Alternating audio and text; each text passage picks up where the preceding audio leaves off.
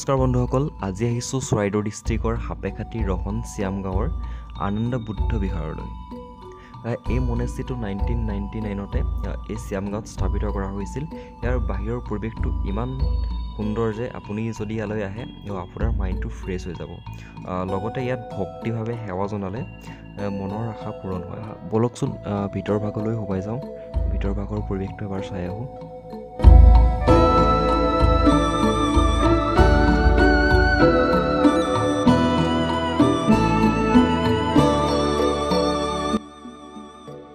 ভিতৰ ভাগত বুদ্ধদেৱৰ মূৰ্তিভাগ মাজত ৰখা হৈছে। লগতে বহুত সুন্দৰকৈ কিছুমান বস্তুৱে ইয়াৰ চাৰিওফালৰ পৰিৱেশটো সজাই ৰখা হৈছে। ইমান সুন্দৰকৈ ৰখা হৈছে, আপুনি ইয়াৰ ভিতৰলৈ সোমাই আপোনাৰ মনটো খুব ভাল লাগি যাব। লগতে আপোনালোকক ওপৰৰ পৰা বাহিৰৰ ভিউটো আৰু লগতে মন্দিৰৰ চৌপাশৰ সম্পূৰ্ণ পৰিৱেশটো আপোনালোকক এবাৰ দেখাই দিছোঁ।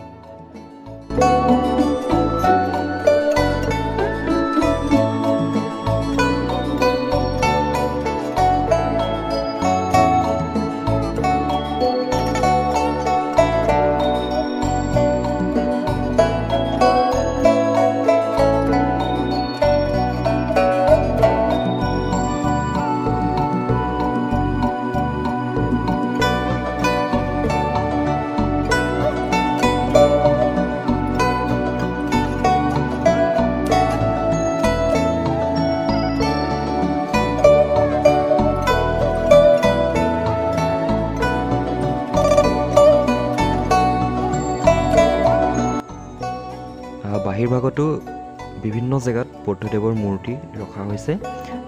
বিশেষকৈ ইয়াৰ যিটো পৰিৱেশ, নামফাকেৰ বুদ্ধিষ্ট মনেষ্ট্ৰীৰ আৰ্হিৰে কিছুমান বস্তু ইয়াত বনোৱা হৈছে।